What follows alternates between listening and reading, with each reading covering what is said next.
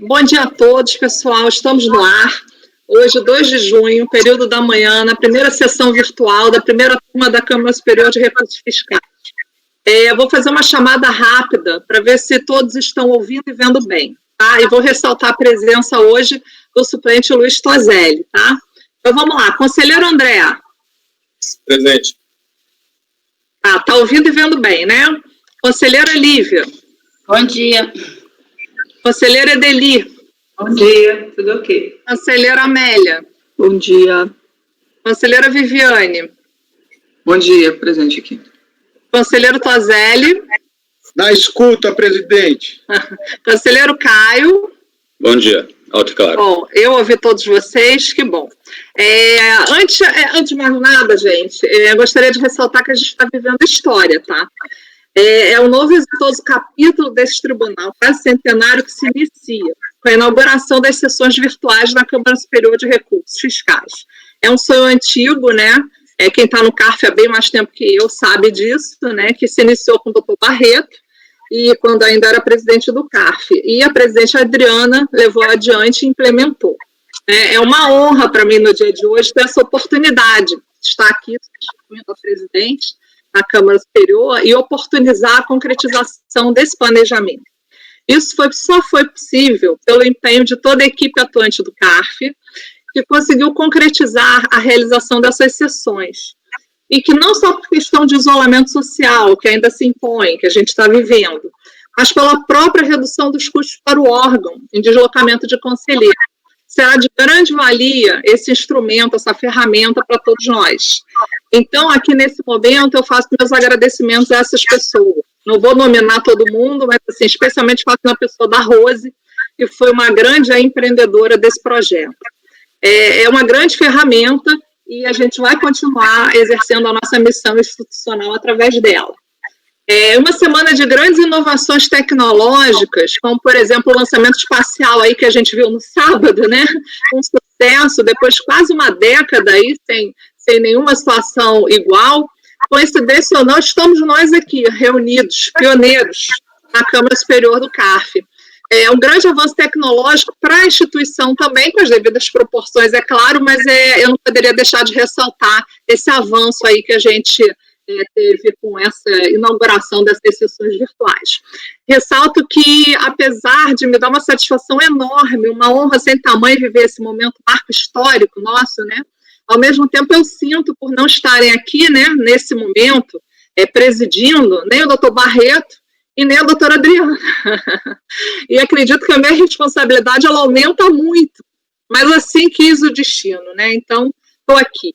Relembro a lição de Rui Barbosa, que eu não troco a justiça pela soberba, eu não deixo o direito pela força, eu não esqueço a fraternidade pela tolerância, eu não substituo a fé pela suspeição, a realidade pelo ídolo. Não há dúvida do grande papel do CARF nas discussões tributárias. Exercemos um papel de importância sem tamanho diante dos debates das grandes questões na área do processo tributário e no âmbito do direito tributário. Temos muito trabalho pela frente e hoje, por meio do início desta nova etapa, agradeço a cada um dos senhores conselheiros pelo trabalho, pela disposição, o que reflete de imediato nos resultados alcançados no âmbito da nossa sessão, especialmente. Agradeço e cumprimento calorosamente cada um dos colegas pelo trabalho contínuo para fazer frente ao volume de tantas demandas para apresentadas e pelo esforço, dedicação e comprometimento, perseverança em realizar o seu melhor, que quando juntamos ao todo, vemos o quão positivo é o resultado do trabalho que desempenhamos no âmbito deste tribunal. E assim continuaremos. Essa é a nossa missão institucional e muito me orgulha estar hoje aqui presidindo a primeira sessão virtual de julgamento da primeira turma da Câmara Superior de Recursos Fiscais. Termino essa introdução, cito Winston Churchill em um dos seus discursos constantes no livro Jamais Ceder. Ele assim escreve, né? As pessoas de sorte no mundo, as únicas pessoas de sorte no mundo, para mim, são aquelas cujo trabalho também é um prazer. Para mim, ser capaz de fazer do seu trabalho o seu prazer é uma distinção de classe nesse mundo para o qual vale a pena o esforço. Declaro, portanto, muito honrada, aberta, essa sessão virtual de julgamento na Câmara Superior de Recursos Fiscais. Então, gente, eu vou começar, né, eu vou priorizar a única sustentação oral do dia, da parte da manhã que a gente tem, acho que é do dia inteiro, se não me engano, que é do contribuinte Oxiteno, é o número 8 da pauta, tá? É da minha relatoria. E aí eu vou já fazer o conjunto, porque é o mesmo tema, né, de benefícios fiscais, e aí eu já vou relatar os 6 processos, mas já começando com essa sustentação oral, tá?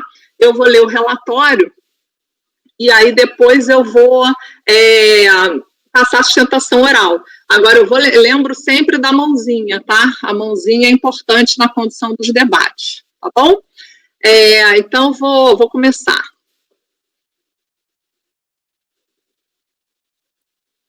Tá na pasta, já tá na pasta, tá?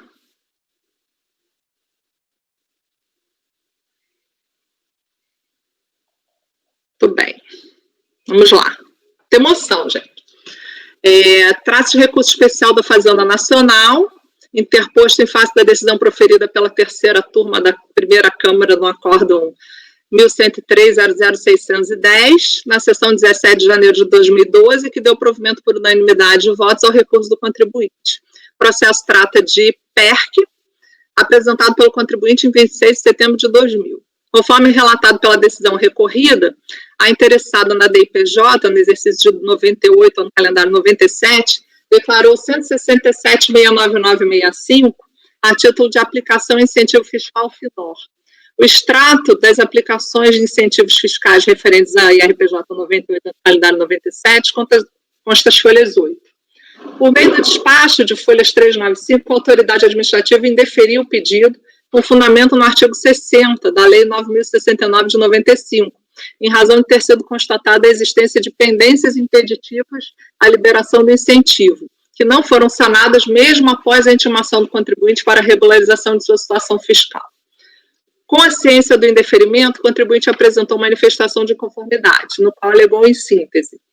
Em consultas referidas pendências, as folhas 385, pode-se constatar que a manifestante deixou de apresentar certidão negativa ou positiva com efeito negativo, INSS, certidão negativa ou positiva com efeito negativo, FGTS, peças processuais de crédito tributário suspensos por medida judicial.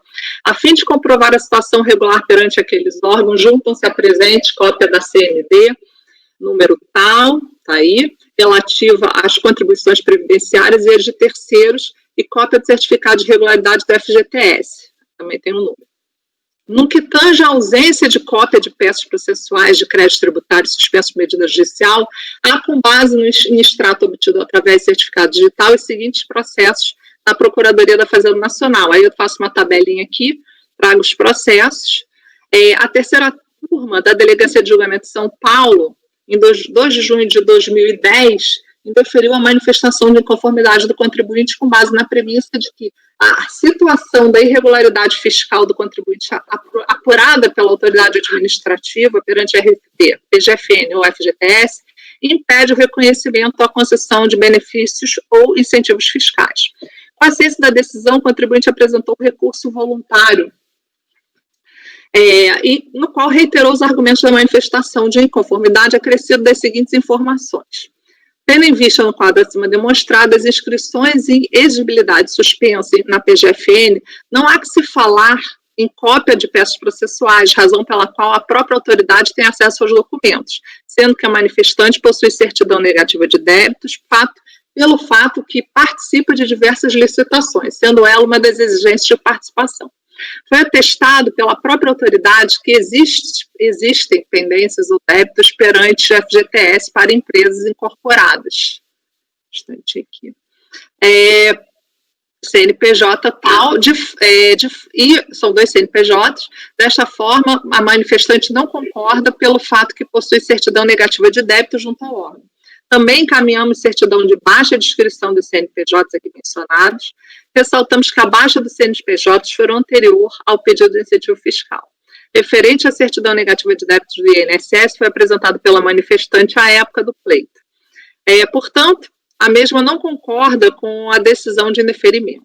Em 17 de janeiro, a terceira turma da primeira Câmara, por meio do acórdão 11.03.00610, decidiu por unanimidade de votos dar provimento ao recurso voluntário. Então, a ementa vem o seguinte: para fins de deferimento do pedido de PERC, a exigência de comprovação de regularidade fiscal deve se ater ao período a que se referir a declaração de rendimentos da pessoa jurídica, na qual se deu a opção pelo incentivo, admitindo-se a prova da quitação em qualquer momento do processo. Com a ciência da decisão, a Fazenda Nacional apresentou recurso especial com os seguintes argumentos. Registre-se, em primeiro lugar, que não se está diante da interposição de recurso especial diante de acórdão que aplicou a inteligência da súmula de jurisprudência CARF, consoante previsão do artigo 67, parágrafo 2º do RICAF, aprovado pela Portaria MF 256 de 2009. Isso porque a súmula 37 prescreve o seguinte: para fins de deferimento do PERC, a exigência de comprovação de regularidade fiscal deve se ater ao período a que se referir a declaração de rendimentos da pessoa jurídica, na qual se deu a opção pelo incentivo, admitindo-se prova da quitação em qualquer momento do processo administrativo nos termos de 70.235. Portanto, o que se pretende com o presente recurso especial é exatamente a aplicação em literis da inteligência da referida súmula. Explica-se. Segundo o enunciado acima, transcrito, fica claro que a comprovação deve relacionar-se ao momento da opção pelo incentivo fiscal, o que pode ser diferido durante o curso do processo administrativo segundo a súmula. É apenas o momento da apresentação da prova, mas sempre fazendo referência ao passado, aquele específico momento da opção pelo benefício. O acórdão hostilizado reconheceu o direito do contribuinte de gozar do benefício fiscal do FINOR, relativo ao ano de 97 e exercício de 98, por entender que sua regularidade fiscal estou comprovada nos autos, no termo do relatório do acórdão e do despacho que rejeitou os embargos opostos pela Fazenda Nacional. A comprovação da regularidade ocorreu por meio de documentos contemporâneos, a data de sua apresentação dos autos e não relativos à data da opção pelo benefício. Então, aí, certidão emitida com base na portaria conjunta PGFN, emitida a tal hora, 12 de maio de 2008, data de Brasília, código tal. Contudo, contrariamente à decisão estampada no acórdão recorrido, o acórdão que agora se passará a apontar como paradigma, o 108.07.970, o contribuinte que opta por benefícios fiscais como o FINOR deve demonstrar sua regularidade fiscal com documentos relativos ao momento da opção pelo incentivo. Veja-se que não se discute aqui o momento da apresentação desta prova, que a teor denunciado da súmula CARF acima transcrita pode ser feita a qualquer momento no curso do processo administrativo. Confira-se a ementa do acórdão paradigma. Aí tem lá, PERC, demonstração da regularidade fiscal. Para obtenção do benefício, o artigo 60 previa a demonstração da regularidade do cumprimento das obrigações tributárias em face da Fazenda Nacional. Se não logrou demonstrar a regularidade, a presença não pode gerar benefício, recurso negado. Há, sim, identidade fática entre o acórdão proferido pela egrégia turma, a COR, e o acórdão paradigma. Eis que, em ambos os casos, o cerne da questão diz respeito à comprovação da regularidade fiscal por parte do contribuinte. Enquanto o paradigma entendeu que essa prova deve fazer alusão ao momento de opção do benefício, o acórdão recorrido acatou provas que fazem alusão ao momento posterior à opção. Necessário citar aqui o seguinte trecho do voto condutor do acórdão paradigma, a fim de tornar inequívoca a divergência. Observa-se claramente a divergência jurisprudencial acerca da interpretação do artigo 60 da Lei 9.069 de 95. Eis que, diante da mesma situação, qual seja a comprovação da regularidade para fins de deferimento de incentivo fiscal do FINOR, os acórdãos decidiram de forma contrária, enquanto a turma COR reconhece o direito do contribuinte fruir do benefício fiscal FINOR, mesmo ele tendo demonstrado sua regularidade com documentos que fazem alusão ao momento posterior à sua opção pelo incentivo, a antiga 8ª Câmara do primeiro Conselho de Contribuintes defende que o gozo dessa espécie de benefício somente pode ser concedido aos sujeitos passivos que coligem provas de sua regularidade ao momento da opção. Com efeito, ao analisar os documentos constantes dos autos, percebe-se que o recorrido não logrou demonstrar a sua regularidade fiscal à época da opção pela destinação de parte do seu imposto de renda FINOR, mesmo diante da possibilidade albergada pelo enunciado da súmula 37 de trazer aos autos essa comprovação a qualquer momento no curso do processo. É evidente, para se obter um incentivo fiscal, o contribuinte deve ter todas as condições legais para que ele lhe seja concedido. O artigo 60 da 9.065, que dispõe acerca do benefício e exame, estabelece como condição essencial para seu gozo a comprovação pelo contribuinte, pessoa física ou jurídica, da quitação de tributos e contribuições federais. Contudo, parece lógico que a existência dos requisitos para o reconhecimento de um benefício seja aferida relativamente ao momento que o contribuinte solicita sua concessão. Caso contrário, conforme é muito bem asseverado no trecho do voto condutor do atual acórdão paradigma acima transcrito, seria deixar a concessão do benefício em aberto, aguardando uma condição futura incerta que se implementasse. Esta, sem dúvida, não pode ser a ratio do dispositivo legal em comento, pois tal entendimento contraria as mais comezinhas regras do bom senso e de tempestividade probatória. Enfim, este seria o melhor dos mundos para o contribuinte, um completo desvirtuamento do artigo 60 da 9.069. Com esse juízo, poderia ser deferido o benefício fiscal, mesmo que à época do julgamento o contribuinte não estivesse quite com as suas obrigações tributárias, bastando para tanto que algum dia ele houvesse adimplido ou viesse adimplido os seus débitos. Logo, em que pese a autoridade julgadora de primeira instância tenha fundamentado suas conclusões, tomando como referencial a data do indeferimento do benefício, ao revés do presente apelo, que aponta como sendo parâmetro adequado de análise para a verificação da regularidade fiscal o momento da opção pelo benefício, nota-se também, quanto à documentação apresentada pelo contribuinte, essa, sob qualquer ótica, não seria hábil e idônea para afastar o indeferimento do incentivo fiscal. O recurso especial fazendário foi objeto do despacho de admissibilidade que lhe deu seguimento. Devidamente intimado, o contribuinte não apresentou contra-razões. É o relatório. Aí eu vou passar para vocês a sustentação oral, tá? Só acertar aqui.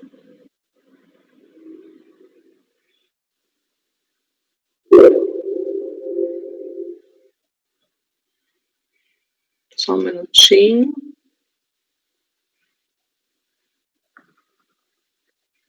Vamos ver.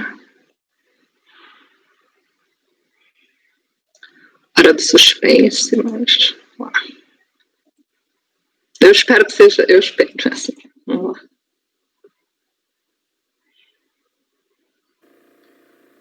Bom, primeiramente, um bom dia a todos. Cumprimento a todos os integrantes da primeira turma da Câmara Superior de Recursos Fiscais, na qualidade de advogado da empresa Oxiteno S.A. Indústria e Comércio. Venho, por meio deste vídeo, apresentar a minha sustentação oral para o julgamento do recurso especial interposto pela Procuradoria contra o acórdão de número 11.03.00610, na primeira Câmara da terceira turma do CARF, relativo ao item 8 da pauta de julgamento do dia 2/6 de 2020, às 9 da manhã. Superando eventual impossibilidade de leitura do relatório, se me permitem, eu farei um breve resumo da controvérsia posta. Na origem, trata-se de pedido de revisão de ordem de emissão de incentivos fiscais, o denominado PERC, apresentado pela recorrida em setembro de 2000, relativo à aplicação em incentivos fiscais do FINOR, no valor de R$ 167.699,05 no exercício de 1998. Esse pedido foi indeferido em razão de ter sido constatada pela autoridade fiscal a existência de pendências impeditivas da liberação do incentivo, conforme relatório acostado às folhas 385 dos autos. Ou seja, todas essas pendências elas foram apuradas e verificadas pela autoridade fiscal quando da apreciação do mérito do pedido de revisão em questão. Ou seja, elas não se referiam a pendências constatadas à época da opção pelo benefício. Esse fato é de extrema importância e peço que as senhoras e os senhores guardem ele em mente para reapreciação ao longo da explanação, ao longo da sustentação oral. Tal decisão, por sua vez, foi objeto de manifestação de conformidade por parte da recorrida, oportunidade na qual também se apresentaram todos os documentos comprobatórios da regularidade fiscal da empresa à época da apreciação do pedido, diga-se, pois este era o período contra o qual se insurgia a autoridade fiscal, não havendo qualquer contestação quanto à regularidade da empresa à época da opção pelo benefício, ou seja, no exercício de 1998.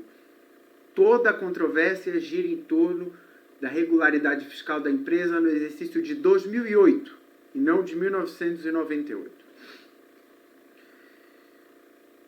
Prosseguindo, a manifestação de conformidade ela foi objeto de apreciação e também foi julgada improcedente, ainda sob a alegação de que não teria sido demonstrada cabalmente a regularidade fiscal da empresa naquele período.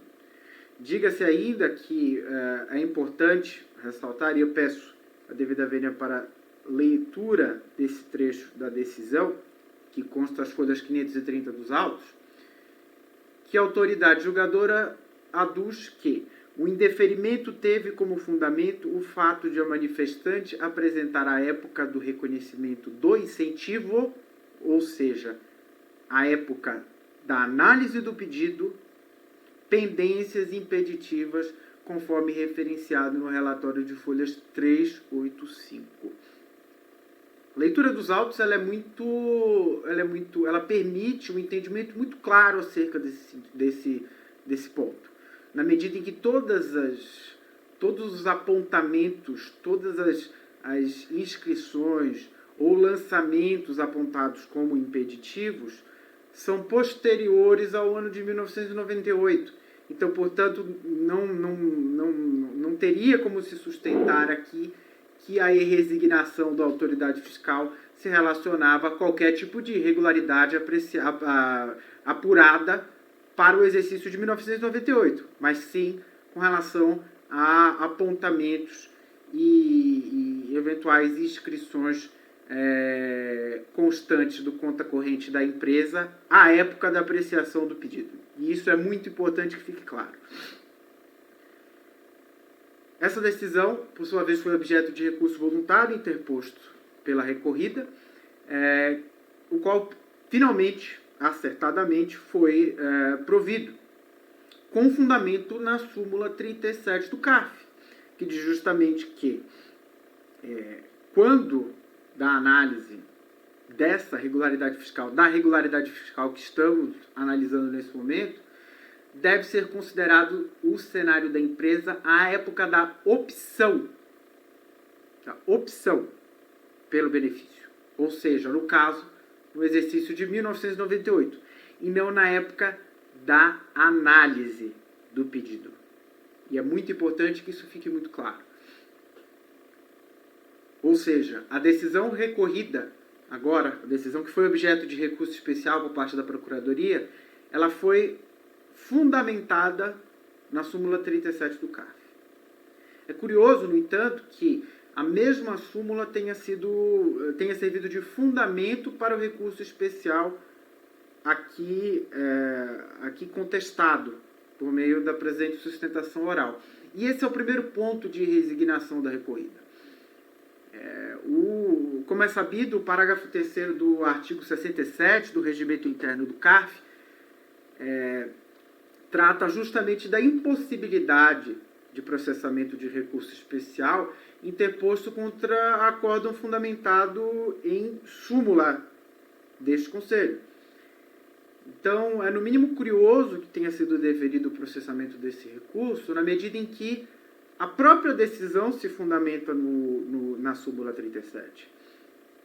É importante que se diga que a Câmara Superior, em outra oportunidade, julgando o caso idêntico ao presente, e faço menção aqui ao acórdão de número 9101002339, entendeu pela impossibilidade, ou seja, pelo não conhecimento de recurso especial interposto pela Procuradoria contra acórdão fundamentado justamente na súmula 37 do CARF. No ponto, é importante que se diga também, e aí se reitera, na verdade, que o acórdão da DRJ, ele é claro no sentido de consignar que toda controvérsia gira em torno da comprovação ou não da regularidade fiscal da empresa à época da apreciação do pedido. E, de novo, eu faço remissão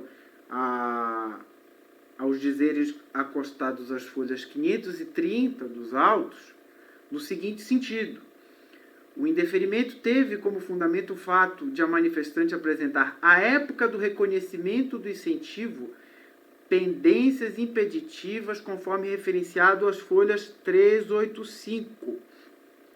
Cumpre notar que, para fins de reconhecimento de incentivos regionais, a verificação da quitação de tributos e contribuições federais pode ocorrer em 2 momentos.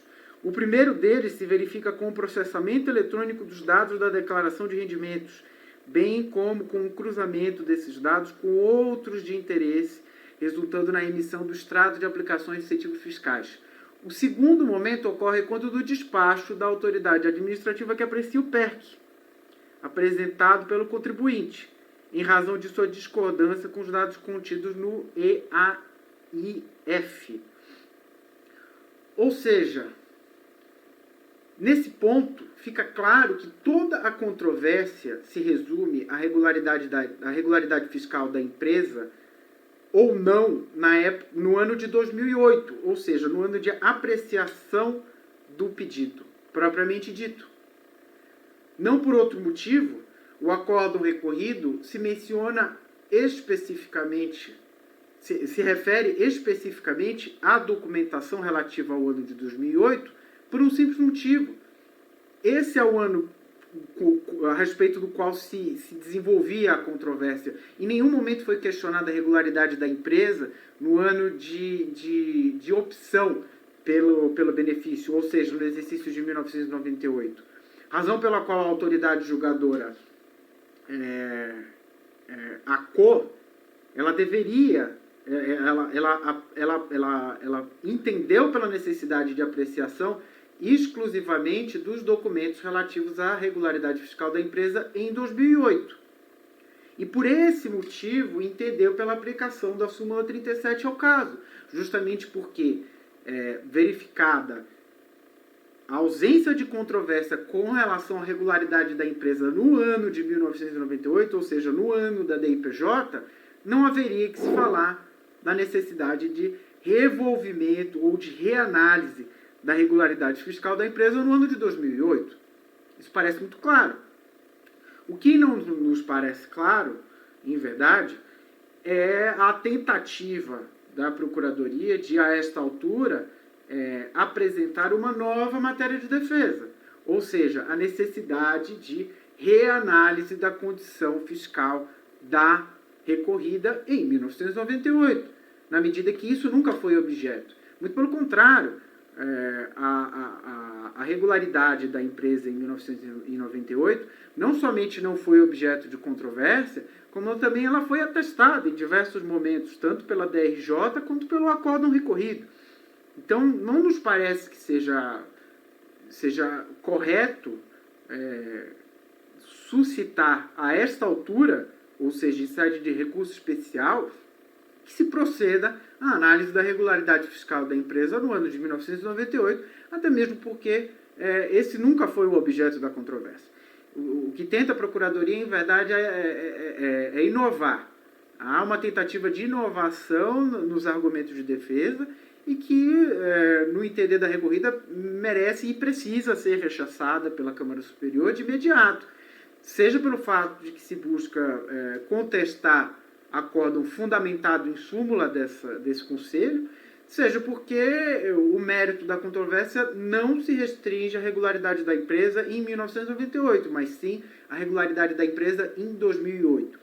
E em se tratando de discussão relativa à regularidade da empresa em 2008, trata-se de matéria que afronta o disposto pela própria súmula 37, que diz que, obviamente, a regularidade deve ser aferida no ano de opção pelo benefício, e não no ano de avaliação, ou melhor, de apreciação do pedido de revisão.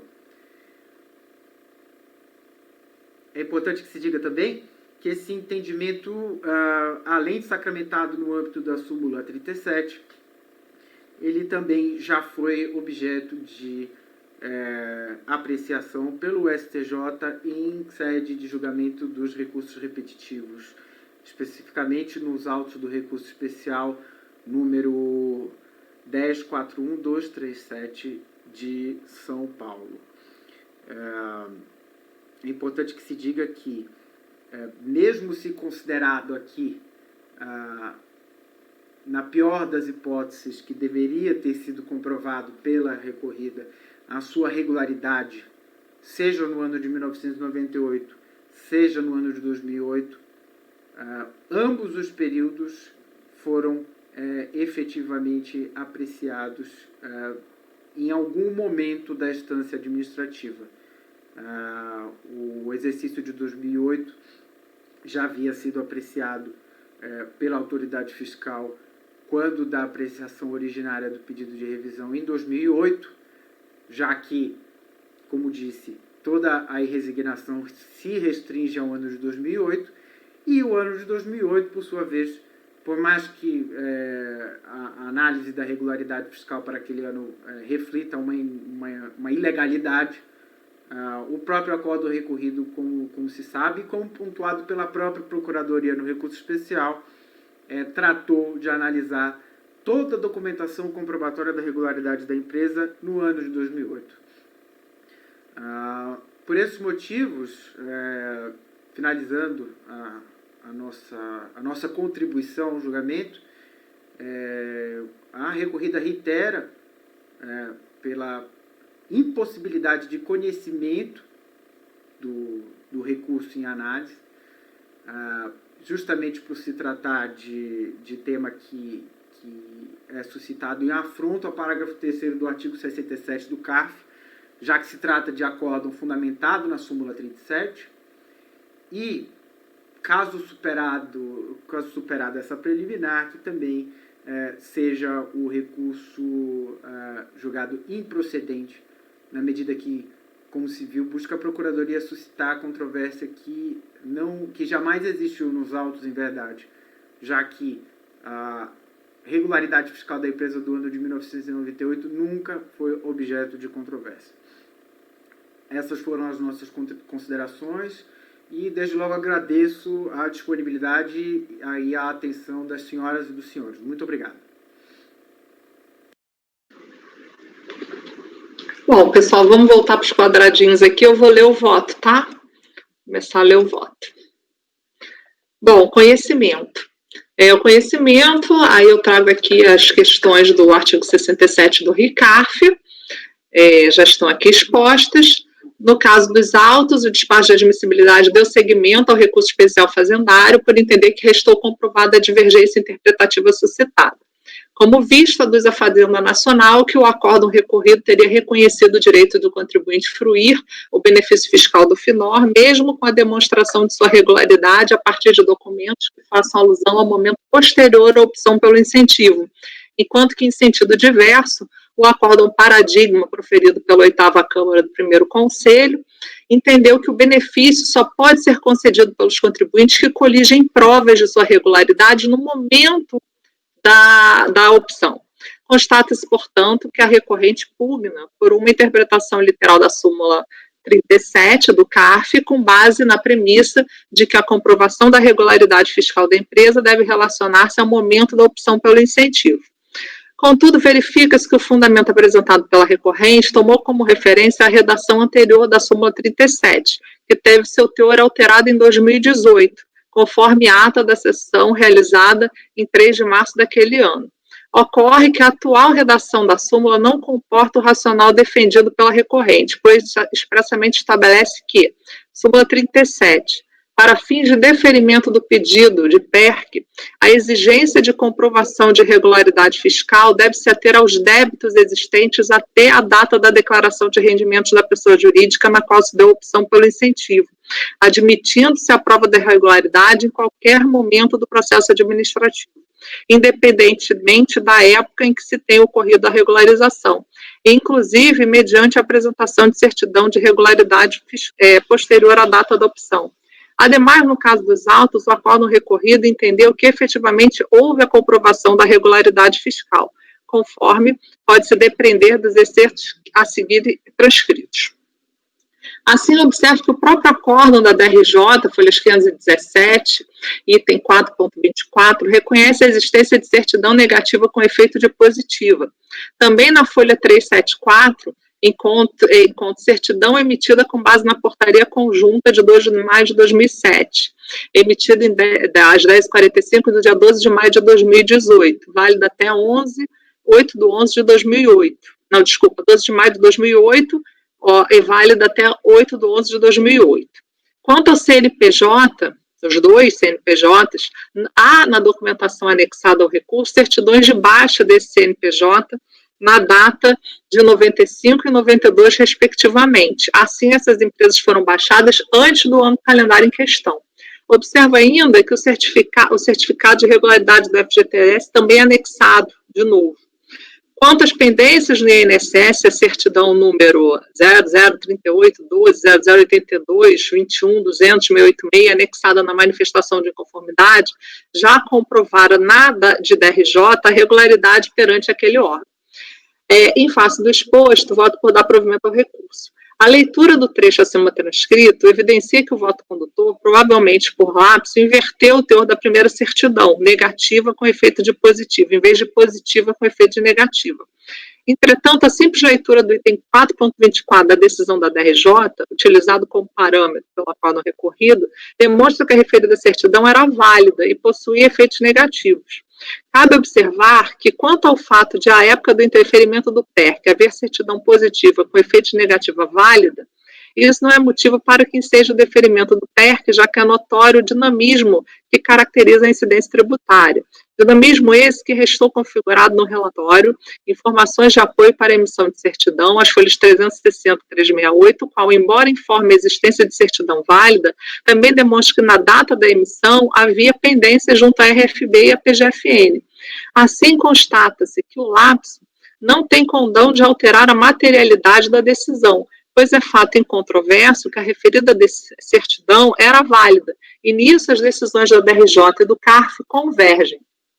Diante desse cenário, o voto condutor entendeu que as pendências indicadas pela DRJ foram devidamente sanadas pelo contribuinte, o que levou ao provimento de seu recurso por unanimidade de votos, como pode depreender já os excertos transcritos.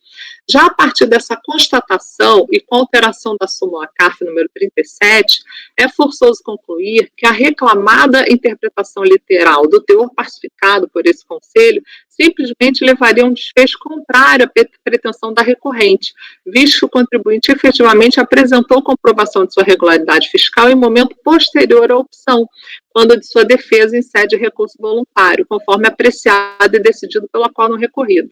Assim, dado que o fundamento da recorrente resta prejudicado pela alteração promovida pela súmula CARF número 37, penso que não há como conhecer do recurso especial aviado, restando também prejudicada a análise do paradigma indicado. Por fim, como admite a própria embargante, tanto a decisão da DRJ como o despacho que deu ensejo ao presente processo reconhece a possibilidade de comprovação da regularidade em momento posterior à opção. Cumpre notar, para fins de reconhecimento de incentivos regionais, a verificação da quitação de tributos e contribuições federais pode ocorrer em 2 momentos. O primeiro deles se verifica com o processamento eletrônico dos dados da declaração de rendimentos, bem como o cruzamento desses dados com outros de interesse, resultando na emissão do extrato de aplicações de incentivos fiscais.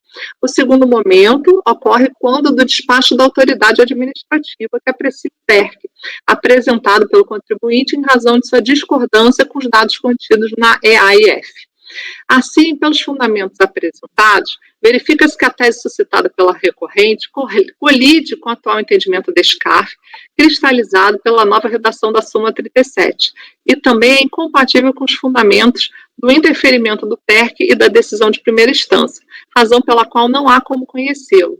Conclui-se, portanto, que não há como conhecer do recurso especial apresentado pela Fazenda ante o não preenchimento de requisitos essenciais para o segmento da matéria suscitada nos termos do artigo 67, parágrafo 12, anexo 2 do RICAF. Ante o exposto, voto por não conhecer o recurso especial fazendário. Então, gente, é isso. Vocês querem fazer algum debate ou eu já posso passar para a votação? Então, vamos passar para a votação? Bora? Conselheiro André. Viviane, peraí um minuto. Viviane gostaria de falar. Pode falar, Viviane. Microfone. Não estou ouvindo. O microfone, desculpa. A questão só da fundamentação que a presidente utiliza, chamando a atenção aqui do parágrafo 12, né? E a emenda está mais pelo parágrafo 3º, só chamando os colegas na hora da votação. Ok. Conselheiro André. Bom dia para todos. Eu ia justamente apontar essa questão colocada pela conselheira Viviane, né, que também já nos alertou em outras oportunidades, né, eu também já me vali várias vezes do parágrafo 12 do 67, que também é válido para poder aí fundamentar o não conhecimento do recurso, mas me parece que aqui a gente poderia estar aplicando já o parágrafo 3º, né, tendo em vista que a decisão recorrida, ela tem um entendimento que é convergente já com o da súmula. Então fica essa sugestão para a relatora aí, em acatando, acompanharia integralmente. Acato. Acompanhou, doutor André? Conselheiro André acompanha? Isso, acompanha com a relatora, com base tanto no 12, mas também no parágrafo 3º do artigo 67. Perfeito. Conselheira Lívia. Acompanho. Então, a súmula vai ser alterada, porque pela súmula parece que a súmula foi...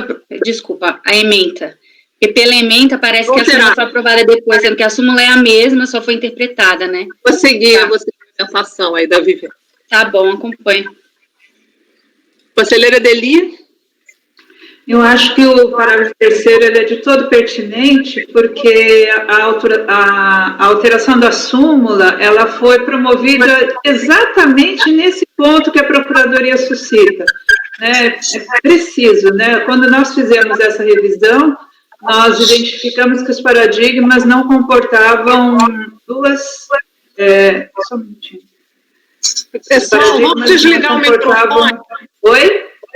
Vou pedir para quem não está falando desligar o microfone, porque está dando eco na Edelia. Fala, Edelia, vamos lá. Eu reduzi o meu volume aqui também, o meu volume de retorno, talvez seja isso.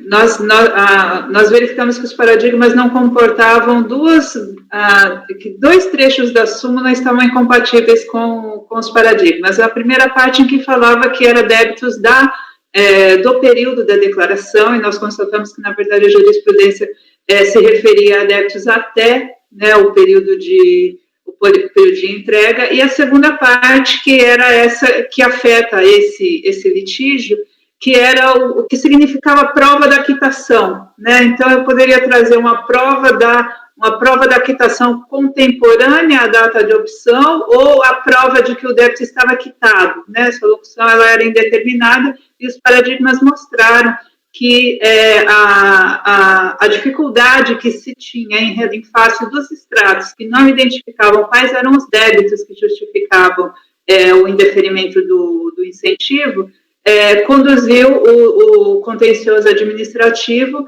a admitir até mesmo a apresentação da certidão de quitação, uma certidão de quitação de débitos posterior, como suficiente para a validação do incentivo. E foi justamente isso que foi feito, é justamente o que a Procuradoria contesta. Então, na minha opinião, o acórdão recorrido, ele aplica o entendimento da súmula, né, no texto revisado após a sua edição, porque havia originalmente, sim, uma dúvida sobre o que significava a prova da quitação.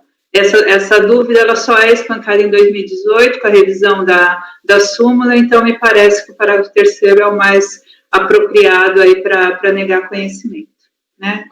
Ele acompanha a relatora. Tá bom. Conselheira Amélia. Acompanha a relatora. Conselheira Viviane. Sim, presidente. Acompanho também nesses termos, considerando que o parágrafo 3º impede o conhecimento desse recurso. Concordo que não cabe conhecimento. Ok. Conselheiro Tozelli. Eu acompanho, presidente. Conselheiro Caio. Com a relatora.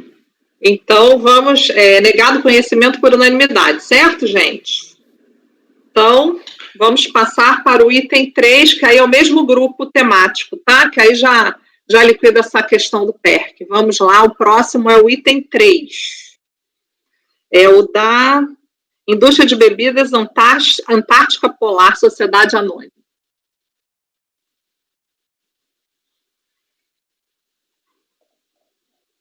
Bom, aqui também é a questão de recurso especial, agora é do contribuinte, tá?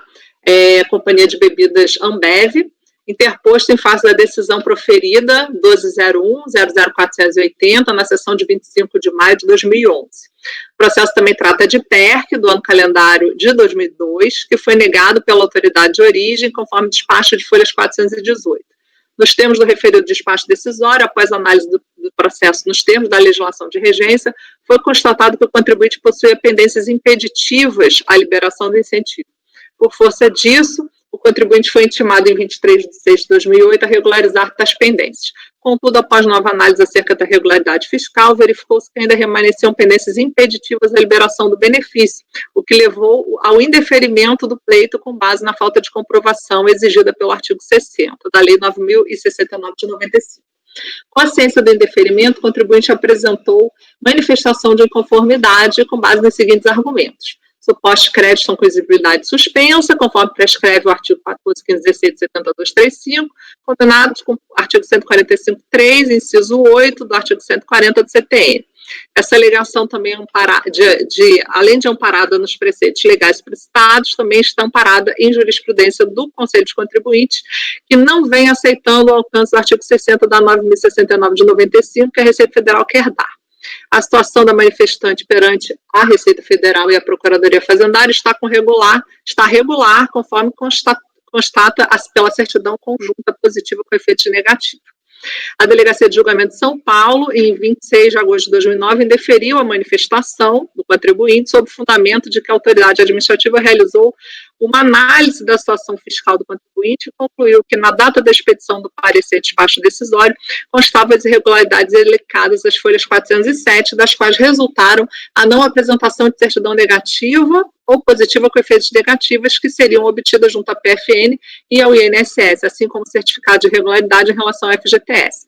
Em conclusão, entendeu a DRJ que não restou comprovada a regularidade fiscal do contribuinte, tanto junto ao INSS como em relação ao FGTS, razão pela qual confirmou o indeferimento do PERC.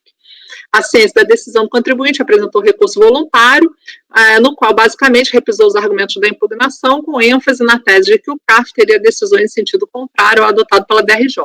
Juntou documentos que, em seu entendimento, comprovariam a regularidade fiscal.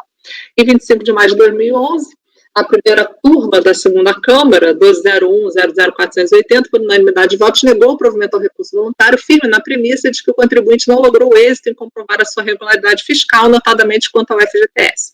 A situação foi assim emendada. Pedido de revisão de ordem de emissão de incentivos fiscais, débitos estão regularizados pela pessoa jurídica interessada e contemporâneos à entrega da declaração de rendimentos impedem o deferimento do pedido de revisão da ordem de emissão de incentivos fiscais.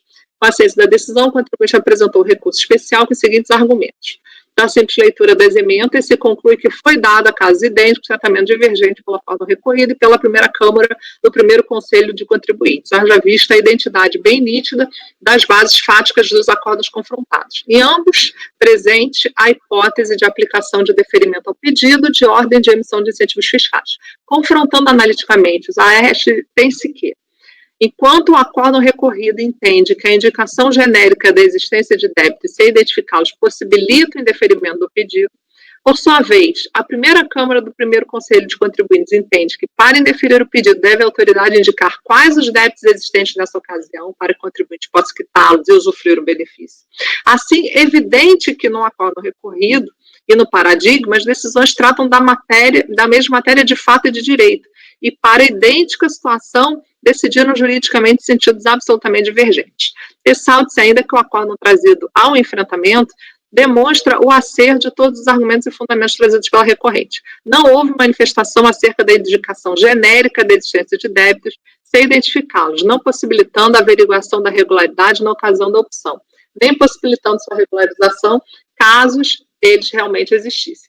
Nesse sentido, ainda que não apresentada a certidão do FGTS, isso não é suficiente para embasar o indeferimento, porque as pendências que porventura existam poderiam não existir quando da entrega da declaração objeto do PERC. A eventual existência de débitos junto ao FGTS não autoriza o indeferimento, porque o despacho decisório não contém qualquer descrição de tais débitos nem comprovação de sua efetiva existência, sendo que é pacífica a jurisprudência nestes casos para reconhecer o direito do contribuinte. Prosseguindo na demonstração analítica da divergência, enquanto o acórdão recorrido entende ser possível a indicação genérica da existência de débitos sem identificá-los e o indeferimento do pedido, o acórdão paradigma entende que, para indeferir o pedido, deve a autoridade indicar quais os débitos existentes nessa ocasião para que o contribuinte possa quitá-los e usufruir o benefício. Assim, é evidente que no acórdão recorrido e no paradigma, as decisões tratam da mesma matéria de direito, qual seja, se a indicação genérica da existência de débitos sem identificá-los possibilita o indeferimento do pedido e, para idêntica situação, decidiram juridicamente em sentido absolutamente divergente. O recurso especial do contribuinte foi objeto do despacho de admissibilidade, folha 660, que lhe deu seguimento. No seu turno, a Fazenda Nacional, com a ciência do recurso e de sua admissibilidade, apresentou contrarrazões, pugnando pelo não conhecimento do apelo do contribuinte e subsidiariamente pelo seu desprovimento com base nos seguintes argumentos. Observa-se que o recorrente não pretende a uniformização de teses jurídicas objetivo primordial do recurso especial interposto com base na configuração da divergência, mas sim do revolvimento do conjunto fático probatório. Em nenhum momento a decisão recorrida afirmou genericamente a irregularidade fiscal do ora recorrente, nem mesmo indicou que o benefício foi rejeitado com base em indicações genéricas de débito. Ao revés, a irregularidade fiscal foi bem delimitada e demonstrada, como se observa nos excertos destacados acima. Em terceiro lugar, os acordos indicados como paradigmas analisam situações particulares relativas à apreciação da prova trazida naqueles feitos e que não podem ser aproveitados para o presente caso concreto por serem inteiramente diversos aos quadros fáticos. É o relatório. Não ter sustentação oral, passar para o voto. Conhecimento. O recurso especial do contribuinte, qual foi dado seguimento, foi questionado pela Fazenda, conforme argumentos apresentados em contrarrazões. Aí eu coloco aqui o 67. No caso dos autos, o despacho de admissibilidade deu seguimento à matéria PERC e regularidade fiscal, com suporte em dois acórdãos indicados como paradigma, o 101.95.962 e o 107.09.323.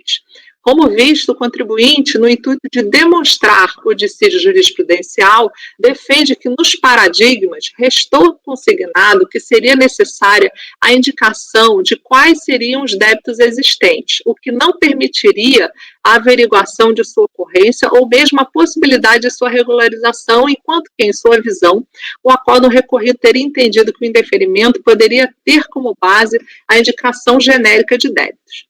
Com a devida vênia, o racional desenvolvido pela recorrente não condiz com a realidade observada nos autos. Em primeiro lugar, não há no recurso especial qualquer indicação de qual seria a legislação interpretada de forma divergente, o que de per si já seria motivo para o não conhecimento do pleito de acordo com as normas regimentais desse Conselho.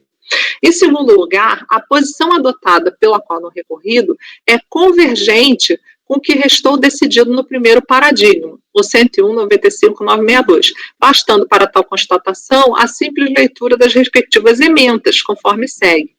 Pedido PERC, débitos não regularizados da pessoa jurídica interessada e contemporâneos à entrega da declaração de rendimentos impedem o deferimento ao pedido PERC, E o outro paradigma, o 101.95.962, no momento em que se deve verificar a regularidade fiscal para gozo do benefício, o momento é a declaração, a data da declaração, recurso provido.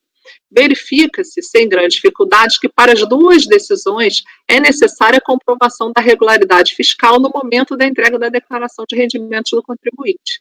Tal entendimento, inclusive, está plenamente alinhado com o teor da súmula 37, que diz, para fins de deferimento, a exigência de comprovação da regularidade fiscal deve se ater aos débitos existentes até a data da entrega da declaração da pessoa jurídica, na qual se deu a opção pelo incentivo, admitindo-se a prova da regularidade em qualquer momento do processo administrativo, independentemente da época em que se tenha ocorrido a regularização, inclusive mediante a apresentação de regularidade fiscal posterior à data da opção. Portanto, constata-se que não existe qualquer dissídio entre o acordo recorrido e o primeiro paradigma. Em terceiro lugar, também não se verifica qualquer divergência interpretativa entre o acordo recorrido e o segundo paradigma, situação em que também pode ser observada a partir da leitura da ementa do último julgado. Não deve persistir o indeferimento do PERC quando o contribuinte comprova sua regularidade fiscal através de certidões negativas ou positivas com efeito negativo, dentro do prazo de validade no momento do despacho denegatório do seu pleito. É ilegal o indeferimento do PERC em razão de débitos posteriores ao exercício da opção pela aplicação nos fundos de investimento. O segundo paradigma, em nada discrepa do acórdão recorrido, pois ambos partem da premissa legalmente estabelecida que o contribuinte tem o dever de comprovar a sua regularidade fiscal. Ocorre que, no caso dos autos, o recorrido expressamente consignou que não houve tal comprovação. Ao analisar o despacho decisório, bem como a intimação para a solução de irregularidade de folha 198, constatei que o indeferimento não teve, como uma das razões, débitos de contribuições previdenciárias e INSS.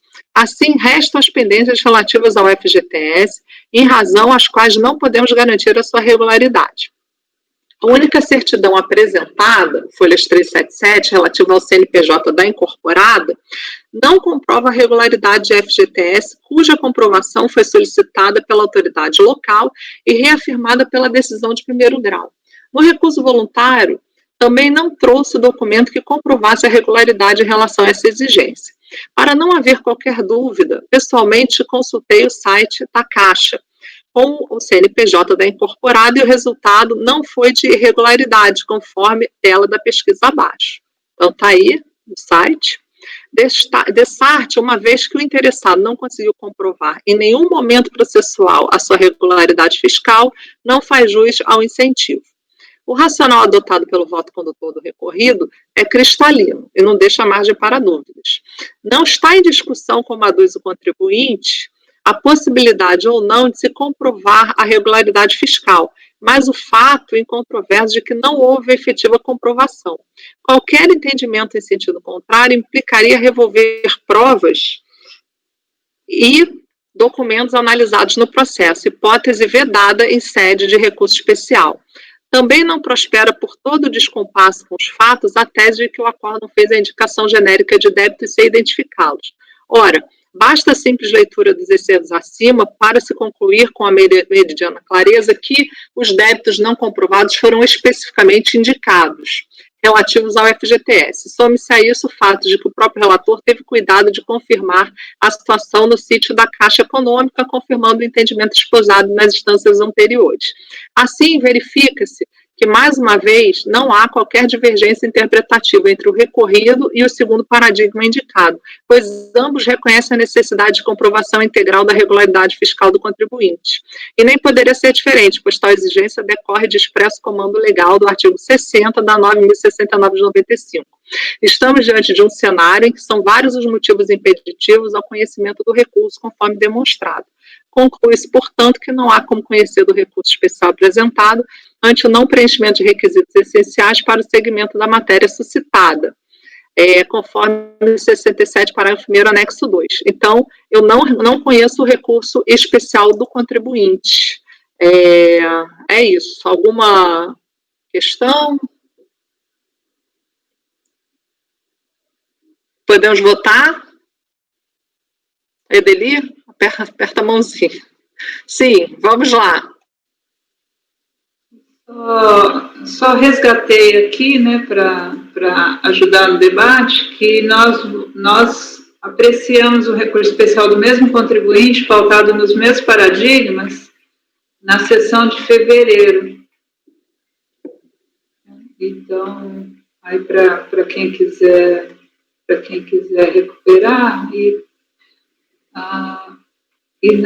naquela época eram os mesmos paradigmas e acabamos conhecendo por maioria. Eu não sei eu não consegui ver ainda se o acórdão recorrido tinha a mesma conformação, mas os paradigmas do contribuinte eram os mesmos.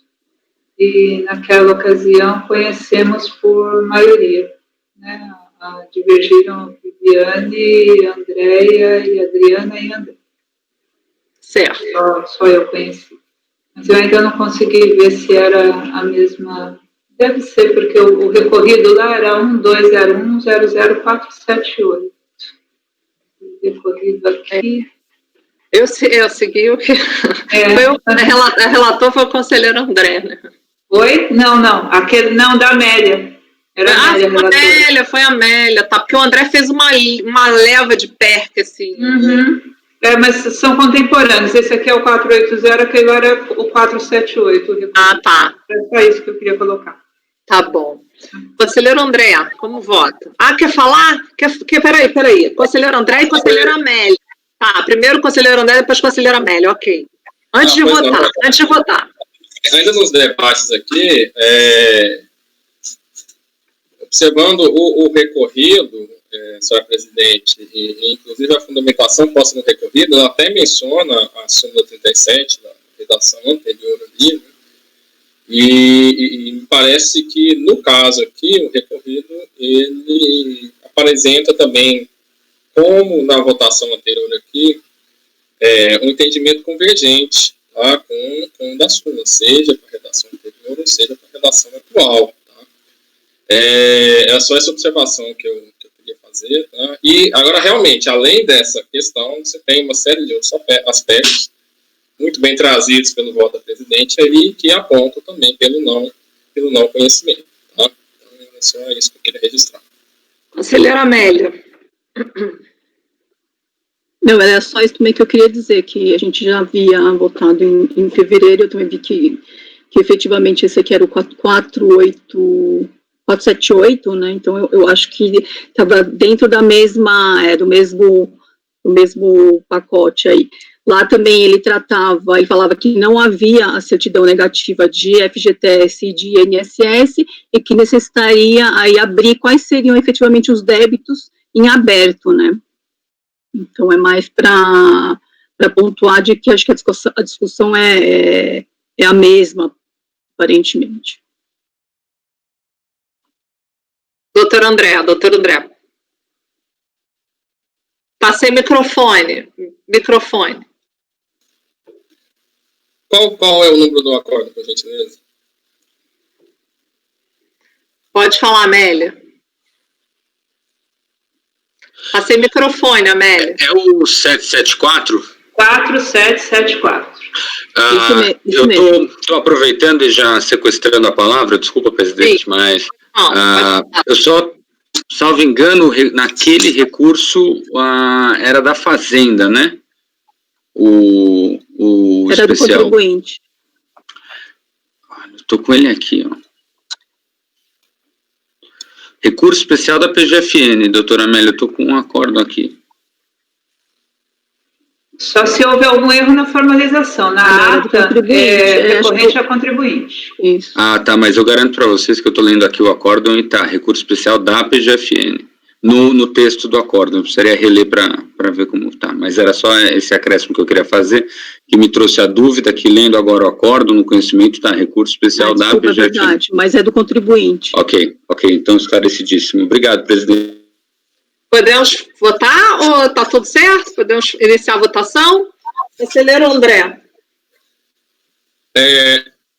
Acompanha a relatora, só com essa observação, esse registro a respeito aí dessa também aplicação do parágrafo 3º do 67 do regimento interno ao caso, por entender que o recorrido ele estaria também convergente com a súmula, e também fazendo um registro aqui, até verificando, confirmando aí o resultado desse precedente posto, que na ocasião ali eu fui vencido, na ocasião eu tinha votado para não se conhecer, e não sei se são de fato as mesmas situações de fato de direito que estão aqui analisadas, mas, independente disso, aqui, nos presentes dados aqui, acompanha a relatora com esse registro da inclusão do parágrafo 3º, tá, senhora?